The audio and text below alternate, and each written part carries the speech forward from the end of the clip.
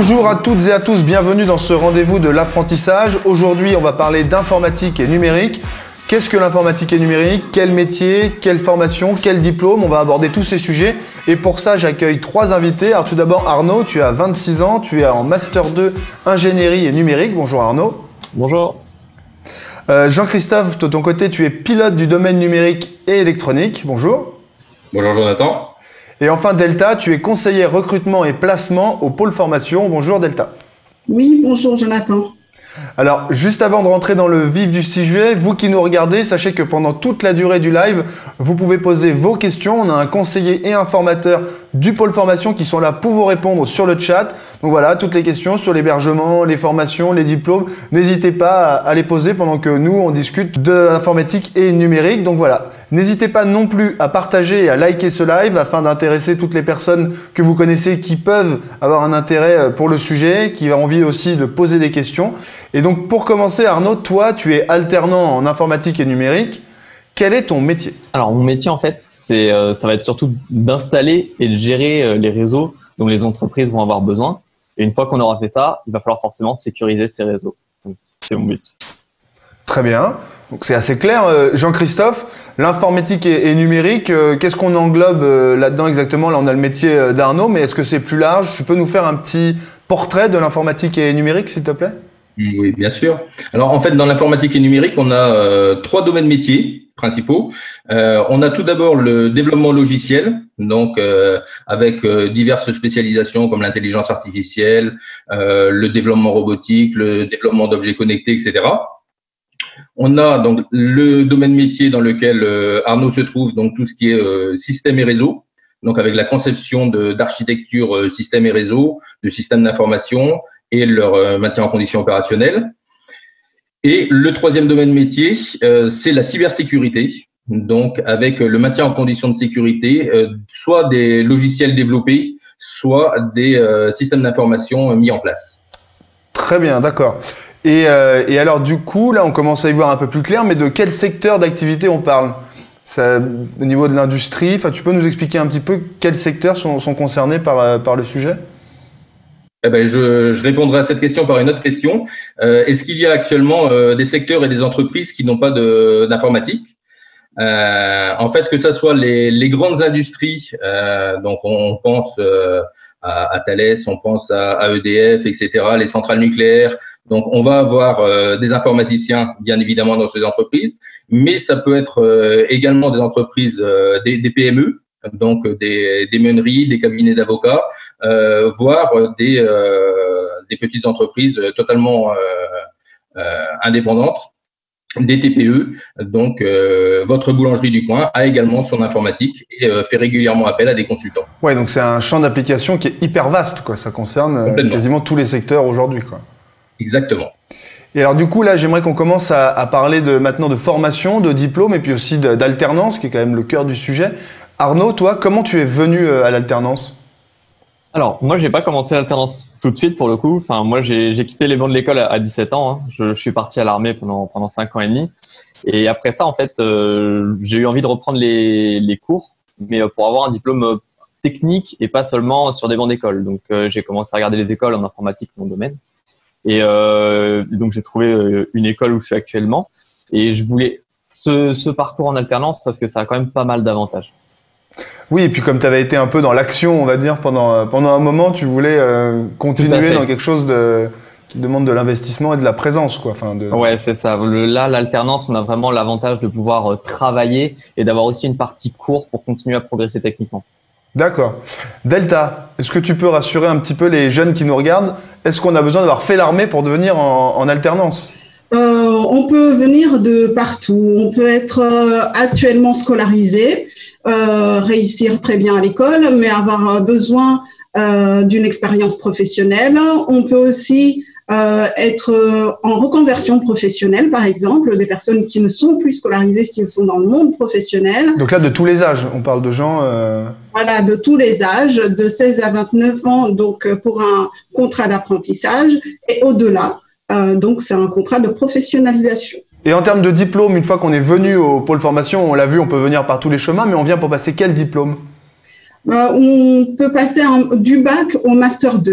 Donc, Master 2, c'est tout ce qui mène au métier de l'ingénieur. Donc, en fait, c'est un long parcours en entreprise, surtout. Et donc, on sort de ce parcours avec un CV qui est quand même solide.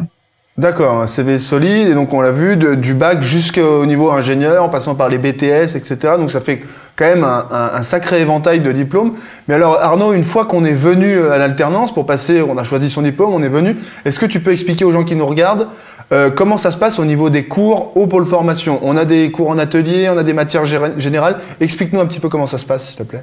Moi, actuellement, je suis dans une formation où c'est 1 semaine de cours, 3 semaines d'entreprise. Donc, ça peut varier, hein. Ça, les entreprises, pour le coup, elles adorent. Toi, tu dis 15 jours, mais en fait, c'est 50-50 dans la plupart. Hein, c'est ça, la moitié du temps en entreprise et la moitié du temps à l'école, quoi.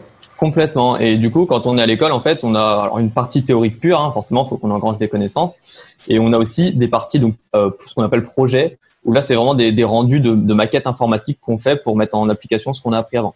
Ok, et là, comment ça se passe vraiment au niveau technique? Vous avez des ateliers avec des outils, du matériel à disposition. Tu peux nous expliquer un petit peu Alors voilà, nous, généralement, ça se passe plusieurs semaines avant le projet qu'on a à faire. On nous envoie ce qu'on appelle un cahier des charges, où c'est le formateur qui joue un peu le rôle du client. Il nous dit, par exemple, je veux tel service, tel service, tel service. Et après, avec du matériel qu'on a à disposition, hein, pour tous les étudiants, on doit réaliser, mettre en place les besoins du cahier des charges. D'accord. Donc le formateur, c'est toi, Jean-Christophe, c'est toi qui joues un peu le rôle du client, du coup. Mais comment tu connais le rôle du client, en fait? Comment les formateurs savent vraiment que ce qu'on va apprendre, c'est lié au monde de l'industrie, en fait? Alors, déjà parce que tous nos formateurs, moi y compris d'ailleurs, on vient du monde de l'industrie. D'accord. Donc, on est tous experts de notre domaine technique. Et étant toujours en entreprise, donc du coup, on suit toutes les évolutions des technologies, et ce qui nous permet donc de proposer des projets aux étudiants, des projets qui réellement ont un sens pour les entreprises. Quel genre de rapport on a entre les formateurs et les apprentis au pôle formation? En fait, on a des rapports de professionnel à professionnel, c'est ça? C'est exactement ça. On a déjà des rapports bien basés sur la bienveillance, puisque l'objectif, c'est quand même de faire acquérir des compétences à nos étudiants. Et l'objectif, c'est vraiment d'avancer ensemble sur ce chemin des compétences. Donc, du coup, effectivement, on a un rapport de collègue à collègue, de professionnel à professionnel, tout à fait. D'accord. Et Arnaud, est-ce que tu définirais ton métier, le secteur dans lequel tu travailles, comme un milieu de passionnés?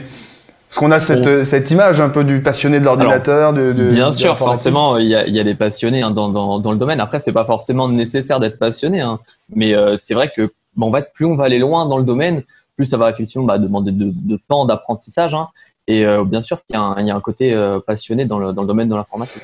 Mais toi, cette passion, tu l'avais avant de venir, tu l'as découvert à l'armée. Comment tu as été piqué, mordu un peu par l'informatique? Alors moi, ouais, effectivement, déjà avant même de commencer l'armée, j'avais déjà mis les mains dans un ordinateur, à trifouiller les composants, quoi que ce soit. Et petit à petit, j'y ai forcément pris goût. Hein. Puis à l'armée, j'avais une spécialité informatique dans laquelle j'ai progressé. Ouais.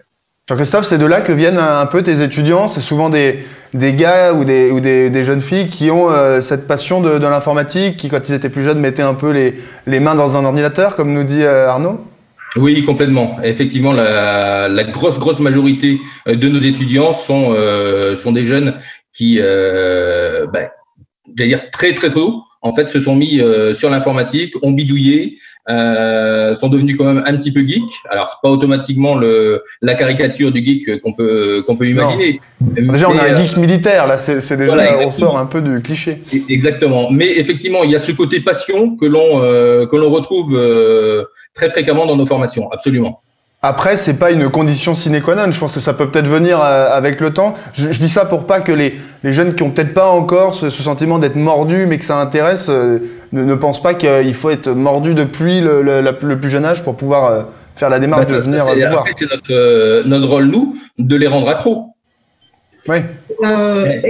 Du côté recrutement, je vois des jeunes qui viennent qui n'ont pas forcément effectivement ce profil-là, parce qu'il faut dire que avoir la passion, avoir un métier de passion, tout le monde n'a pas la chance à 5 ans de sentir ce qu'il va faire plus tard. Et Donc, c'est quelque chose qui peut venir aussi à force, on est tous différents. Il y a des gens qui ont besoin de réfléchir à ce qu'ils veulent faire. Donc, voilà, ça va être ce qu'on appelle un projet professionnel. Et petit à petit, ils vont avancer vers l'informatique. Même s'ils n'ont pas spécialement bidouillé, mais il y a des qualités demandées dans ce métier-là aussi, où ils vont effectivement s'y retrouver. Oui, c'est ça, c'est pas forcément non plus une passion au départ, mais peut-être des centres d'intérêt, une attirance un peu vague, et puis ça se définit petit à petit, quoi. Exactement. D'accord. Et Arnaud, tu peux nous expliquer comment tu te sens considéré dans ton entreprise? T'as pas une place de stagiaire, j'imagine. En plus, du coup, je pense que tu bosses avec d'autres passionnés. Quelle est ta place? Comment tu te sens dans ton entreprise? Après une période d'adaptation dans toutes les entreprises, c'est pareil, mais au final, on est vraiment considéré comme un employé pour le coup. Parce que l'entreprise, surtout, plus on va travailler chez elle, plus elle va avoir confiance en nous et surtout, plus elle va nous donner des projets. Et ça arrive même des fois que on ait besoin de moi, hein, c'est pas prétentieux, mais de moi pour réaliser des projets pendant que je suis en école. Donc là, il y a des échanges. Et du coup, on a vraiment une sensation d'être intégré à l'entreprise et indispensable des fois. Ouais, c'est ça, c'est ce que j'allais te dire, le sentiment d'être indispensable et puis d'apporter quelque chose à l'entreprise. C'est pas seulement eux qui t'apportent de la connaissance, toi, tu as le sentiment aussi d'être… Tout à fait. Franchement, on n'est pas que étudiant ou en stage d'observation, quoi. Et cette entreprise, toi, tu l'as trouvée comment, Arnaud? Alors, moi, j'ai eu l'entreprise par un contact, en fait, juste après ma reconversion militaire. Et donc, je suis venu passer les tests de sélection, on va dire, et un entretien. Et puis après, ça s'est bien passé, quoi. Delta, est-ce que tu peux dire aux jeunes qui nous regardent, là, on a l'exemple d'Arnaud, mais leur expliquer comment vous pouvez aussi les accompagner, parce que c'est quelque chose qui les inquiète parfois. Et d'ailleurs, je rappelle à tous ceux qui nous regardent que là, il y a les formateurs et les conseillers du pôle formation qui sont là pour répondre justement aux questions que vous vous posez sur ce sujet, mais aussi sur tous les autres. Donc, n'hésitez pas à poser vos questions. Et là, Delta va vous dire comment vous pouvez accompagner ces jeunes à trouver leur entreprise, à les mettre en contact. Vous avez des outils. Explique-nous un petit peu, Delta, comment ça se passe, s'il te plaît. Oui, on les accompagne en fait dans les démarches qu'ils vont faire pour rechercher l'entreprise. C'est-à-dire qu'on va commencer d'abord par les outils de communication avec l'entreprise. Quels sont ces outils-là? C'est le CV qu'on présente d'abord, la lettre de motivation s'il faut. Après, c'est l'entretien, simulation d'entretien. Et puis effectivement, comment s'adresser à un contact aussi, comment se présenter, ce qu'on appelle aujourd'hui un pitch. Comment on se présente en 5 minutes parce qu'on vient de croiser quelqu'un dans un dîner et pour l'intéresser et qui puisse finalement nous apporter de l'aide dans la recherche. Ouais, c'est apprendre à se vendre un petit peu, quoi. Moi, je n'aime pas le mot vendre, se vendre. On ne se vend pas, on explique qui on est. Et ce qu'on cherche à faire, tout simplement. Du coup, c'est aussi là, une vraie école de la vie, c'est-à-dire que ça sort un petit peu du cadre. On apprend à être, à se présenter et à interagir avec des professionnels, quoi. Exactement, voilà. Parce que donc, en fait, finalement, on se rend compte que c'est un milieu un peu codé pour les jeunes, parce qu'il faut savoir qu'il y a des jeunes codé, qui ont informatique. 16 ans. Ce n'est pas voulu. Voilà. Il y a des jeunes qui ont 16 ans, donc c'est vrai que c'est difficile pour eux de comprendre comment ça fonctionne. Donc, notre rôle est de les accompagner et de leur donner les clés pour décoder. Donc, ce monde. Et puis, par ailleurs, on a en fait une plateforme de mise en relation parce que nous travaillons bien sûr avec des entreprises partenaires et qui régulièrement nous demandent, nous mettent à disposition des offres et nous demandent finalement des ressources. Donc, on a une plateforme de mise en relation entre les entreprises et les jeunes qui viennent de chez nous. Voilà. D'accord. Et alors toi, Arnaud, tu as eu les clés pour décoder, tu as trouvé ton entreprise. Maintenant, aujourd'hui que tu travailles, tu peux nous dire combien tu gagnes en termes de salaire? Comment est-ce que ça se situe, qu'on donne un peu une idée aux jeunes? Déjà, les salaires d'alternance, en fait, sont publics. Il y a une grille qui est assez simple, hein, en fait, en fonction du nombre d'années d'alternance qu'on a fait et de notre âge. Donc ça, c'est une grille assez simple. Ça va peut-être de 450 à 1200 et quelques euros au SMIC, quoi. Mais c'est super simple le salaire d'alternance. Après, libre à vous de négocier ou pas avec le patron, hein, ça. C'est comme ça que ça se passe, Delta. Tu peux nous dire un mot là-dessus? C'est de la négociation. Il y a une grille. Quelle est la grille exactement? D'où est-ce qu'on commence? Où est-ce que ça peut aller? C'est une grille qui est imposée par l'État, d'accord? Qui fonctionne par âge et par niveau scolaire. Par exemple, un jeune qui a 16 ans n'est pas rémunéré de la même façon que celui qui a 25 ans. Un jeune qui est en première année de bac n'est pas rémunéré de la même façon qu'un qui est en deuxième année de BTS, par exemple. Donc, cette grille-là est disponible. C'est vrai que la majorité des entreprises vont prendre cette grille-là comme référence, mais effectivement, il arrive qu'il y ait des entreprises qui investissent, puisque pour une entreprise, c'est de l'investissement, qui décident d'investir un peu plus que ce qui est défini. Donc, c'est un pourcentage de SMIC, d'accord, et on va dire qu'on peut aller jusqu'au SMIC. D'accord, ok. Et Arnaud, toi, une question là qui me vient comme ça, comment ça a été perçu par tes proches et tes amis d'aller en alternance? Bah pour le coup, très bien. Déjà parce que je reprenais un cursus on va dire scolaire, mais surtout ça me permettait d'avoir un vrai diplôme, puisque moi j'ai quitté l'école, hein, j'ai pas eu mon bac, donc ça me permet d'avoir un diplôme. Pour après la suite de ma carrière professionnelle, c'est quand même indispensable. On s'en rend compte au fur et à mesure que si on n'a pas de diplôme, ça devient compliqué. D'accord. Et alors du coup, pour les portes qui restent à ouvrir en termes d'avenir pour toi, Arnaud, comment tu vois la suite? Alors, je la vois bien, on va dire. Mais on va dire après notre diplôme, en fait, on a même des entreprises, surtout dans le domaine du numérique, qui viennent chercher les jeunes directement à l'école. Donc je me fais pas trop de soucis là-dessus.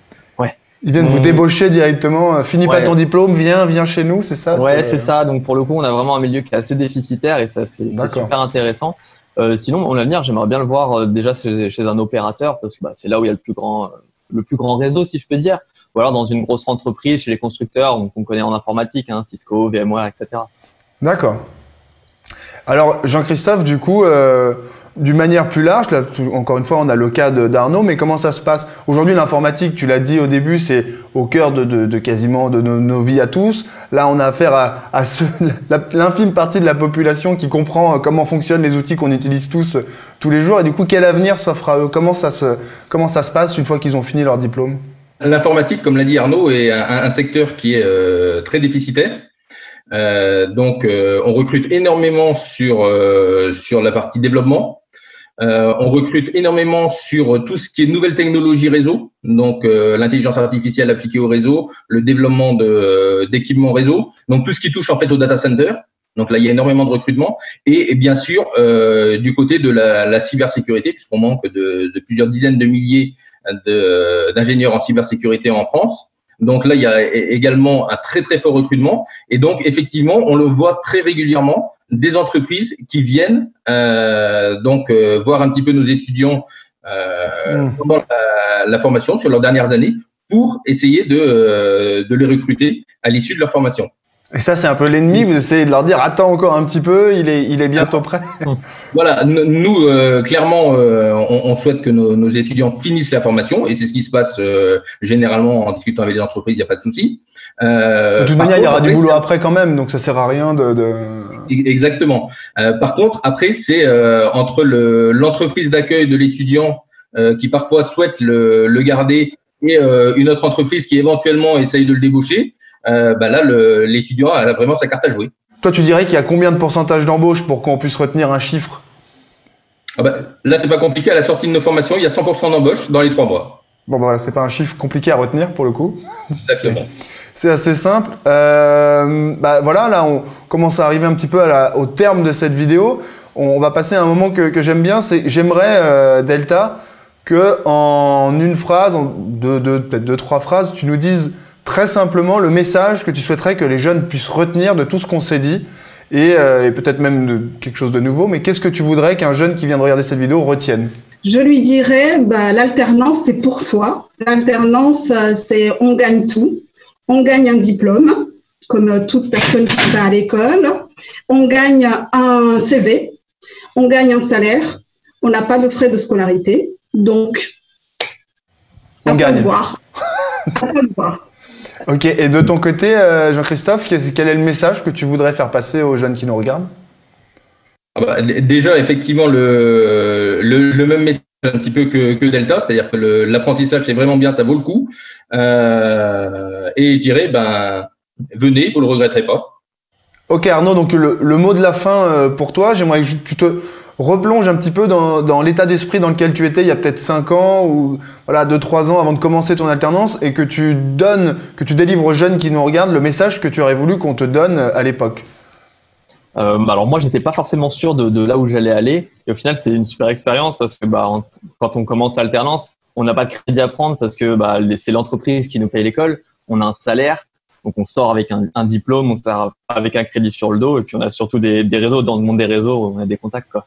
Oh. Ok. Bah écoute, il me reste plus qu'à vous remercier. Merci à toi, Arnaud, de nous avoir fait partager ton expérience. Et merci à vous deux, Delta et Jean-Christophe, d'avoir agrémenté toute cette conversation de vos propres connaissances et des informations qu'il y avait à donner sur le sujet. Voilà, il me reste plus qu'à vous inviter à continuer à poser vos questions sur le live, sur le chat. Il y a les formateurs qui restent encore un petit moment pour discuter avec vous. Et même après la fin du live, même dans plusieurs jours, n'hésitez pas à vous rapprocher du pôle formation pour poser toutes les questions qui vous sont venues, toutes les questions que vous vous posez sur l'alternance, sur l'informatique et réseau ou même sur d'autres filières. Voilà, je vous dis à très bientôt pour un prochain rendez-vous de l'apprentissage et merci à tous. Au revoir.